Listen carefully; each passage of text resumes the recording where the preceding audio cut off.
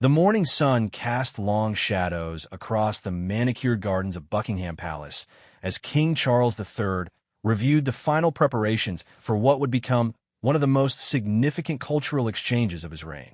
The ornate drawing room buzzed with quiet efficiency as palace staff made last-minute adjustments to the seating arrangements, each place card carefully positioned according to diplomatic protocol. Sir Edward Hartwell, the king's private secretary, approached with a leather-bound folder containing the guest list. The event, officially titled Bridges of Culture, a celebration of Western Balkans heritage, had been months in planning. It represented Charles's vision of strengthening ties with the increasingly important region of Southeast Europe, particularly as these nations continued their journey toward greater European integration. "Your Majesty," Sir Edward began, adjusting his wire-rimmed glasses, "the Albanian delegation has just confirmed their arrival. Prime Minister Rama will be accompanied by three of their most celebrated artists, including the renowned painter Eddie Hila, whose work graces galleries across Europe." Charles nodded thoughtfully, his weathered hands clasping behind his back as he gazed out at the palace grounds. At 75, the king had developed a deep appreciation for the cultural richness that emerged from regions often overlooked by mainstream European discourse.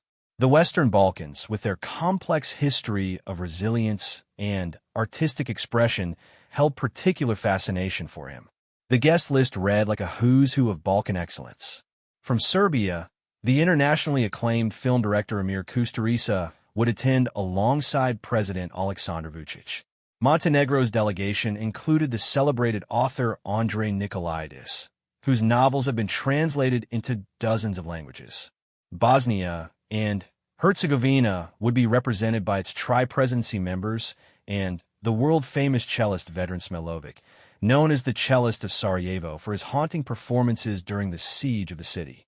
North Macedonia's contingent featured President Stevo Pendarovski and the innovative architect Aleksandar Krstevski, whose sustainable building designs had revolutionized urban planning across the Balkans. From Kosovo, President Vjosa Osmani would arrive with a delegation of young entrepreneurs who had built thriving tech companies despite their nation's recent independence. Queen Camilla entered the drawing room, reviewing her own notes about the evening's cultural performances. "The logistics team has outdone themselves," she remarked to Charles. "The Great Gallery has been transformed into a stunning exhibition space, showcasing traditional crafts alongside contemporary installations. I particularly admire the Bosnian carpet weaver's work displayed next to those striking digital art pieces from Croatian creators." Charles smiled, appreciating his wife's attention to cultural details. The evening would feature not just formal diplomatic discussions, but also intimate performances of traditional Balkan music, poetry readings in multiple languages, and interactive demonstrations of ancient crafts that had survived centuries of political upheaval. Prince William arrived shortly after, having just returned from reviewing security arrangements with the Metropolitan Police. "The crowds outside are already gathering," he reported. "There's genuine excitement in the air." The BBC's cultural correspondent is calling this the most significant celebration of Balkan culture ever hosted by the British monarchy. The significance of the event extended beyond mere cultural appreciation. Trade relationships between Britain and the Western Balkans had grown substantially in recent years, with British investments helping to modernize infrastructure and support emerging industries. Several major announcements regarding educational exchange programs and sustainable development initiatives were planned for the evening. As the afternoon progressed, palace staff members could be seen making final adjustments to the dining arrangements. The menu itself told a story of cultural fusion, featuring traditional British fare alongside carefully researched Balkan specialties. The head chef had consulted with culinary experts from each represented nation to ensure authentic flavors while maintaining the palace's exacting standards. Representatives from the various embassies began arriving for preliminary briefings, each carrying gifts that reflected their nation's unique artistic heritage. The Croatian ambassador presented a stunning piece of pag lace, painstakingly created by master craftswomen on the island of Pag. The Serbian delegation brought an original manuscript of poetry by Milos Kranjansky, one of their nation's greatest literary figures. As evening approached, the palace transformed into a beacon of international cooperation. Golden light spilled from every window as staff members lit candles in the formal dining rooms. The stage in the music room had been prepared for evening performances, with traditional Balkan instruments arranged alongside a grand piano for an unprecedented musical collaboration. King Charles took one final walk through the reception areas, his keen eye noting every detail. This evening would demonstrate that cultural diplomacy could be just as powerful as traditional political negotiations in building lasting international relationships. The Western Balkans delegation would leave with not just fond memories, but concrete commitments for future collaboration in education, arts, and sustainable development. The king paused at a window overlooking the palace courtyard, where the first official vehicles were beginning to arrive. History was about to unfold. The first motorcade swept through the palace gates at precisely 6:30, carrying President Vjosa Osmani of Kosovo and her carefully selected delegation of young entrepreneurs. As the youngest head of state in Europe, President Osmani had captured international attention not just for her leadership during challenging times, but for her commitment to showcasing Kosovo's emerging digital economy. Among her companions was Blurda Thaki, a 28-year-old software engineer whose app connecting rural farmers with urban markets had revolutionized agriculture across the Balkans. Standing beside her was Arben Visha, whose renewable energy startup had attracted millions in British investment, creating hundreds of jobs in one of Europe's youngest nations. King Charles greeted the Kosovo delegation personally at the grand entrance, a gesture that didn't go unnoticed by the assembled diplomatic corps. "President Osmani," he said warmly, extending his hand, "your nation's remarkable progress in such a short time has been truly inspiring to witness." The president smiled graciously, presenting the king with a specially commissioned piece of filigree jewelry crafted by master artisans from Prizren. "Your Majesty, this represents the ancient traditions that continue to thrive in our modern Kosovo," she explained as photographers captured the historic moment. Within minutes, the Serbian delegation arrived, led by President Aleksandar Vučić, accompanied by the legendary filmmaker Emir Kusturica. The director's presence added an immediate air of artistic gravitas to the proceedings. Kusturica, winner of 2 Palme d'Or awards at the Cannes Film Festival, had brought with him a rare print of his latest documentary exploring the musical traditions that transcended political boundaries throughout the Balkans. The king, a longtime admirer of Kusturica's work, engaged him in animated conversation about the role of art in healing historical divisions. "Your films have shown the world that human stories exist beyond political narratives," Charles observed, clearly having done his homework about the director's career.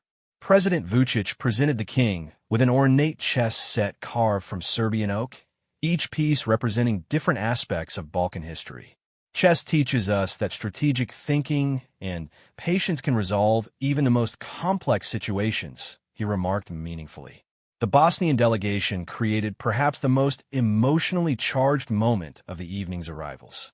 When veteran Smilovic, the cellist of Sarajevo, stepped from his vehicle carrying his instrument case, a hush fell over the assembled crowd. His haunting performances during the siege of Sarajevo had become symbols of artistic resistance against the darkest chapters of recent European history. Accompanying him were the 3 members of Bosnia's rotating presidency, each representing the nation's complex but functioning multi-ethnic democracy.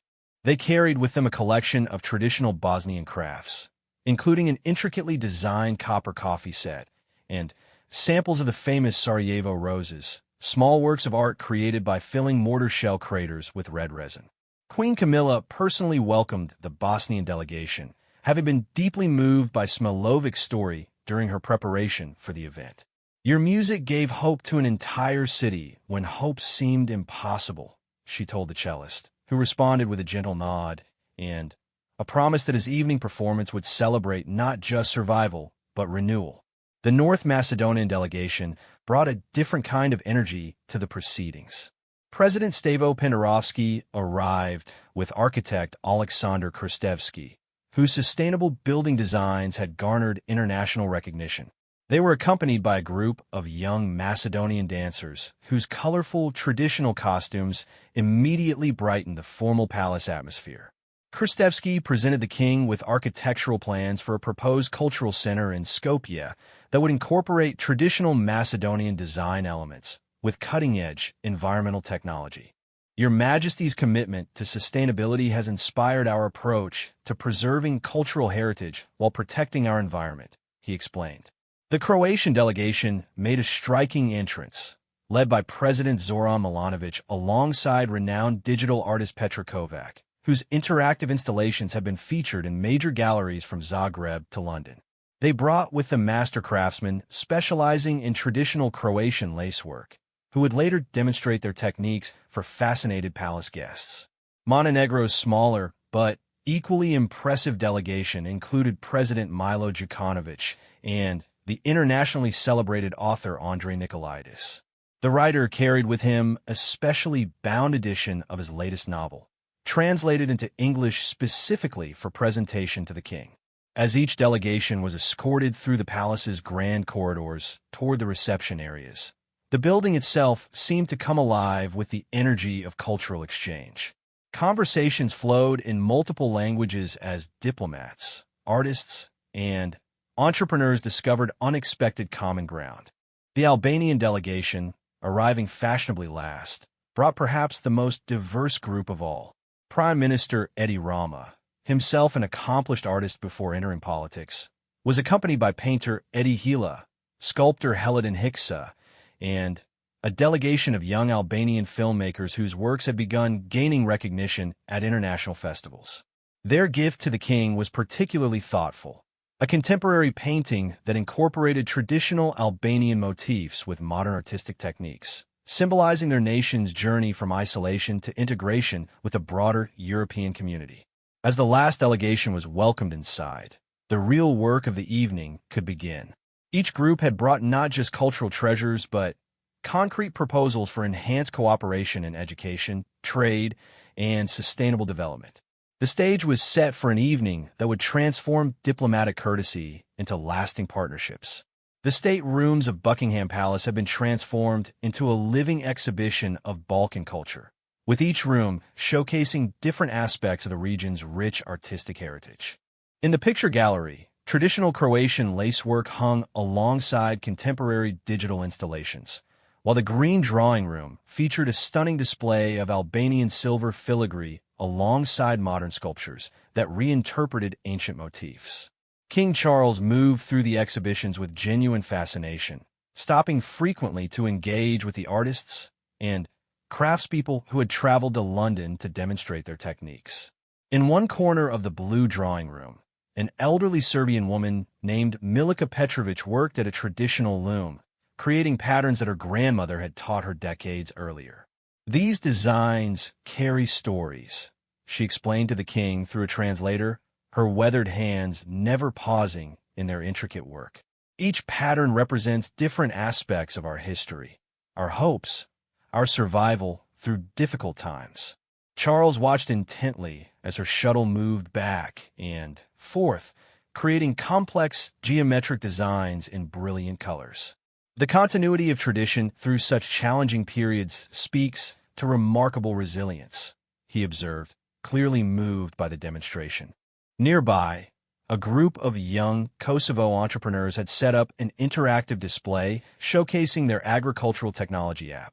Blurta Thaki enthusiastically demonstrated how farmers in remote villages could now connect directly with markets in major cities, bypassing traditional middlemen and earning fair prices for their produce.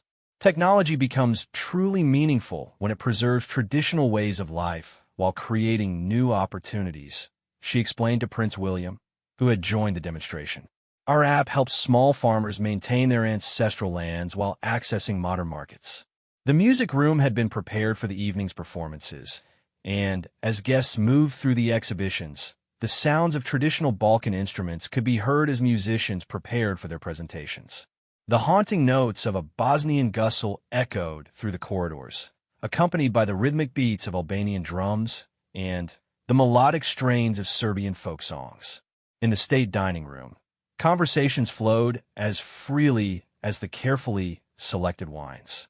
President Osmani found herself in animated discussion with President Vučić about regional cooperation initiatives, their dialogue facilitated by their shared commitment to European integration despite their nation's complex history.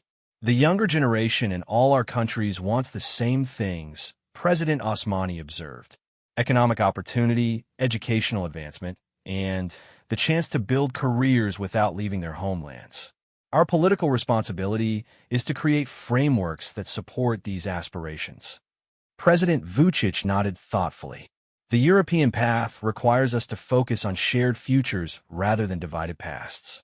Events like this evening demonstrate that cultural exchange can build bridges that politics alone cannot construct. Queen Camilla had positioned herself strategically among the various artistic displays, using her natural warmth to facilitate conversations between guests who might otherwise have had limited opportunities to interact. She introduced the Albanian filmmaker Arlinda Didaku to the Serbian director Amir Kusturica, sparking an immediate discussion about the universal themes that transcended national boundaries in their work.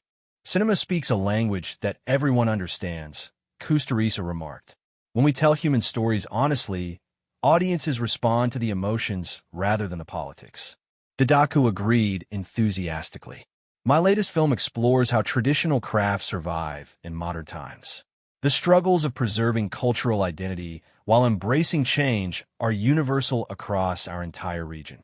The Croatian digital artist Petra Kovac had created a special installation for the evening, projecting traditional Balkan patterns onto the palace walls using cutting-edge technology. The effect was mesmerizing, as ancient designs seemed to come alive and flow across the historic architecture. Art has always been about making the invisible visible, she explained to a fascinated group of guests. Technology simply gives us new tools to reveal the beauty that has always existed in our traditional culture. In the throne room, North Macedonian dancers performed traditional kolo dances, their colorful costumes creating a spectacular visual display against the formal palace backdrop. The infectious rhythm drew several guests into the performance, including Prime Minister Rama of Albania, who proved surprisingly skilled at the traditional steps. The evening's most moving moment came when veteran Smilovic performed a haunting piece on his cello, his music filling the music room with profound emotion.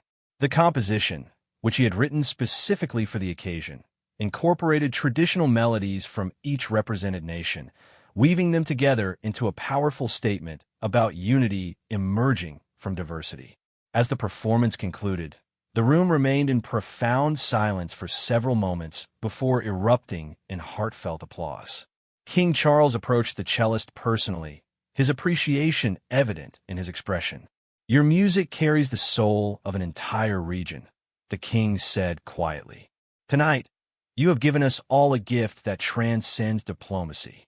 The formal dinner that followed featured not just culinary excellence, but substantive discussions about concrete cooperation initiatives, trade agreements, educational exchange programs, and sustainable development projects were discussed with the same enthusiasm as artistic collaborations. Architect Alexander Kristevsky presented detailed proposals for sustainable building projects that could serve as models for environmentally conscious development throughout the region. British investment in renewable energy infrastructure was discussed extensively, with several preliminary agreements reached before the evening concluded. As midnight approached, the evening had achieved something remarkable. Genuine personal connections have been formed between individuals who represented nations that have been divided by recent history, but were now united by shared aspirations for a prosperous, peaceful future. As the evening progressed into its later hours, the formal structure of diplomatic protocol gave way to more intimate conversations and unexpected collaborations.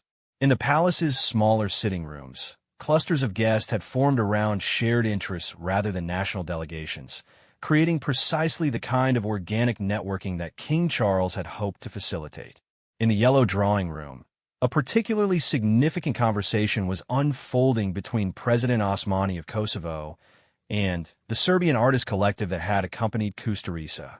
What began as polite diplomatic exchange had evolved into genuine artistic collaboration as they discovered their shared commitment to preserving traditional music forms that existed before political boundaries were drawn. Maria Savic, a young Serbian ethnomusicologist, had brought recordings of ancient songs that had been sung in villages throughout Kosovo and southern Serbia for centuries. These melodies belong to all of us, she explained to President Osmani. They were created by grandmothers who saw their children as humans first, Serbians or Albanians second. President Osmani listened intently to the haunting recordings, recognizing melodies that her own grandmother had hummed while working in their family garden.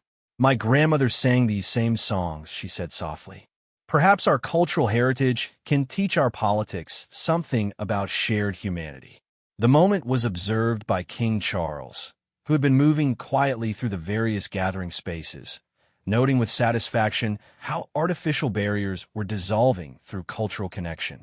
He approached the group with genuine curiosity about their discussion. Your Majesty, President Osmani said, rising respectfully, we have discovered that our musical traditions share common roots that predate our political differences. Perhaps this could become the foundation for a cultural exchange program between our nations. Charles nodded approvingly. Music has always been humanity's universal language. When people sing together, they remember what unites rather than what divides them. Meanwhile, in the palace library, an extraordinary collaboration was taking shape between the Albanian filmmaker Arlinda Didaku and the Bosnian author Andrei Nikolaidis. They had discovered that they were both working on projects exploring how traditional crafts provided emotional healing for communities recovering from trauma. Nikolaidis had been researching how Bosnian women had used traditional weaving techniques as therapy during the Reconstruction period following the war. Didaku had been documenting similar phenomena among Albanian silversmiths who had passed down their techniques through generations of political upheaval. The repetitive motions of traditional crafts seemed to provide psychological comfort during difficult times, Nikolaidis observed. The continuity of technique connects people to their ancestors and provides stability when everything else feels uncertain.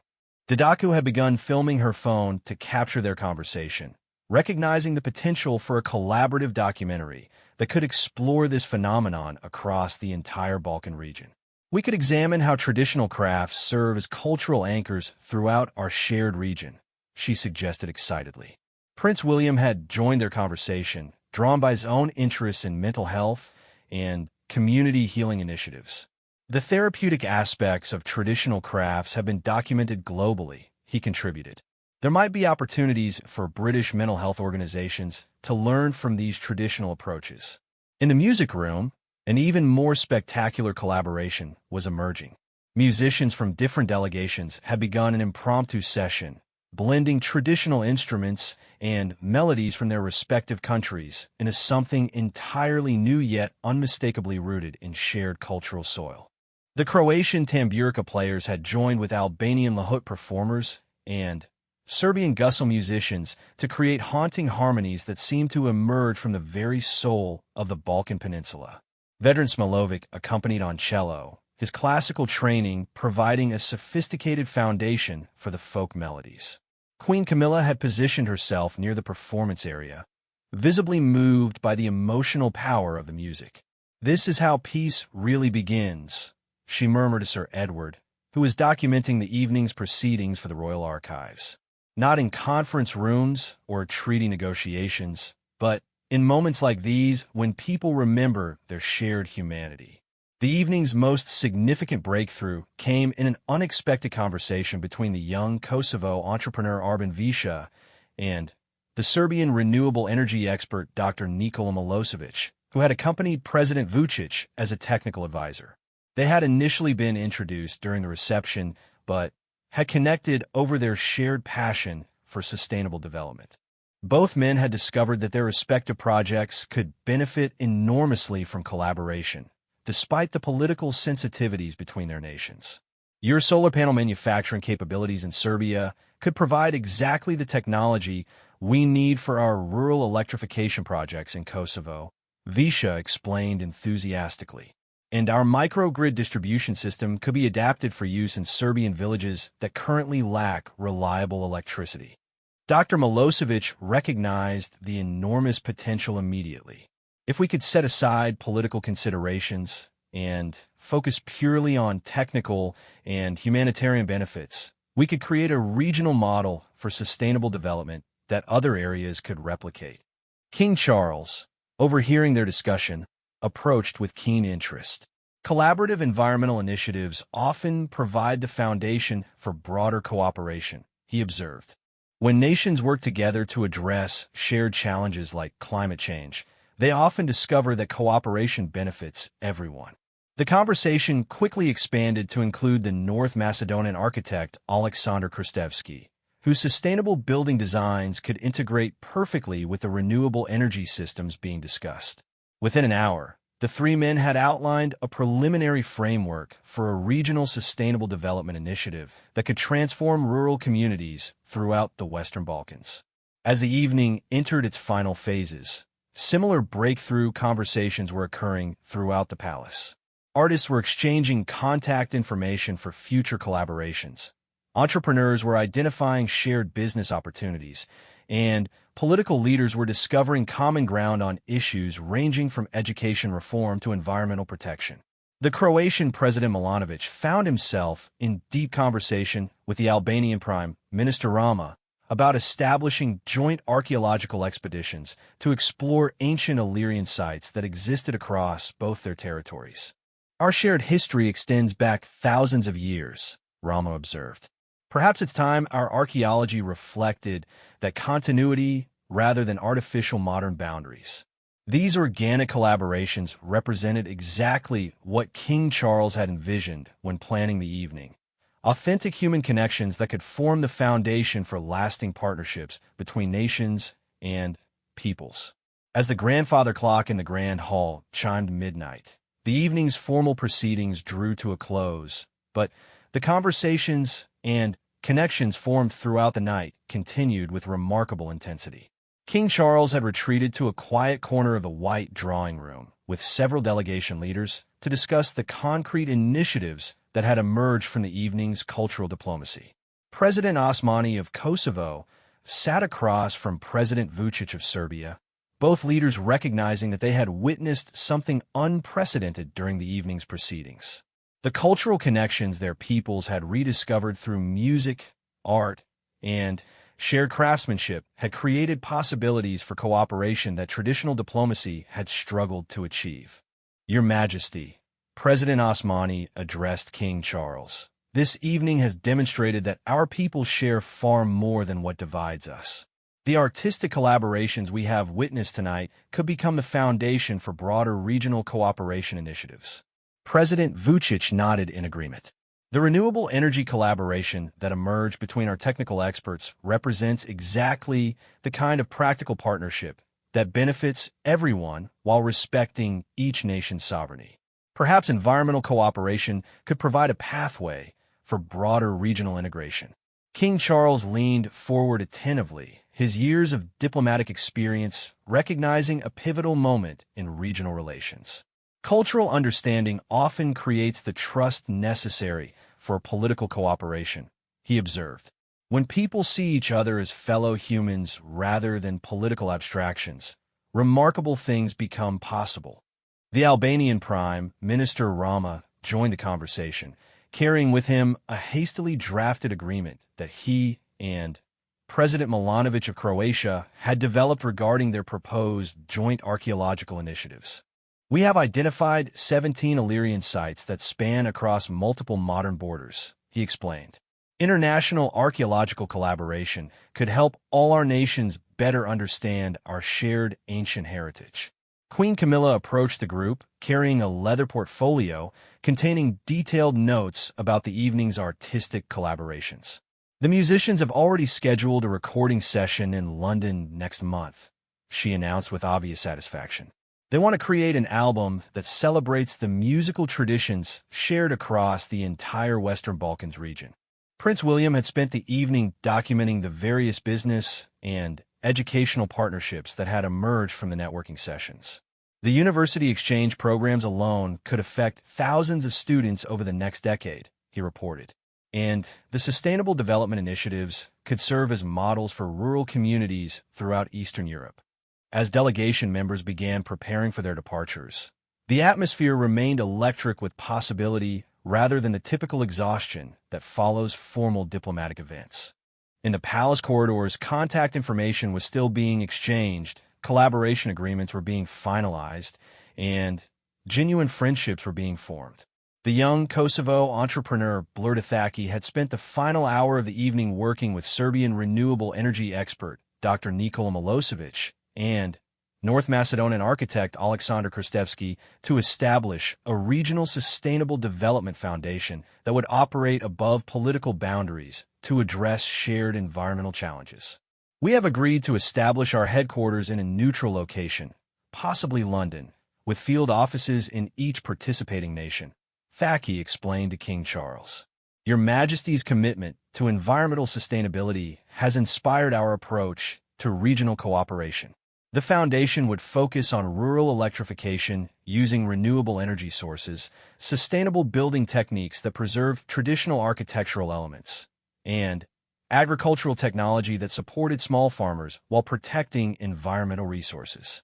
British technical expertise and investment would support the initiative, creating a tangible legacy from the evening's cultural diplomacy.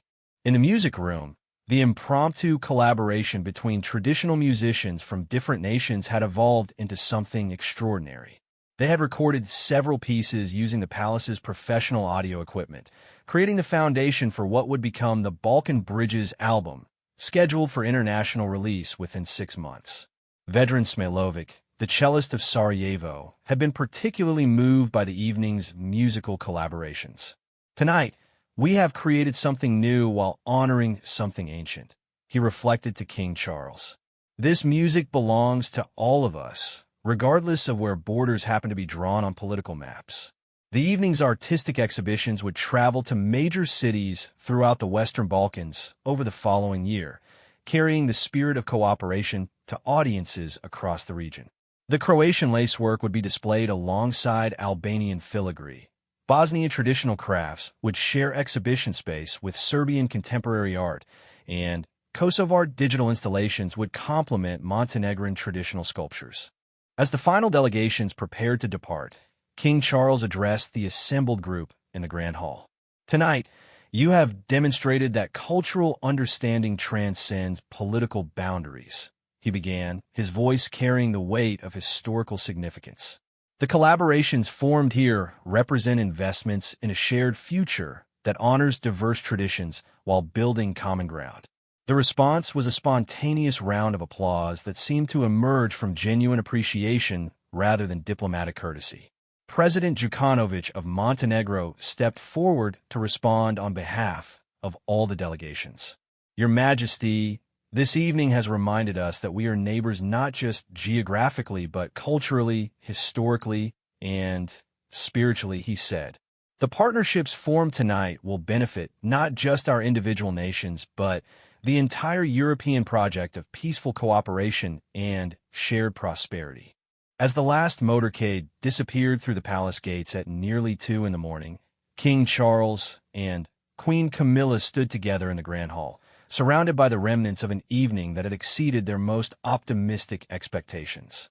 The real test will be whether these connections endure beyond the enthusiasm of tonight, Queen Camilla observed thoughtfully. King Charles smiled, his expression reflecting both satisfaction and anticipation.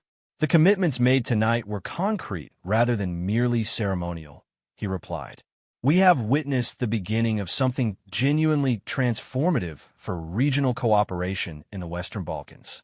The evening had demonstrated that cultural diplomacy, when conducted with genuine respect and authentic curiosity, could achieve what traditional political negotiations often could not. Real human connections that formed the foundation for lasting cooperation between nations and peoples who shared far more than what divided them.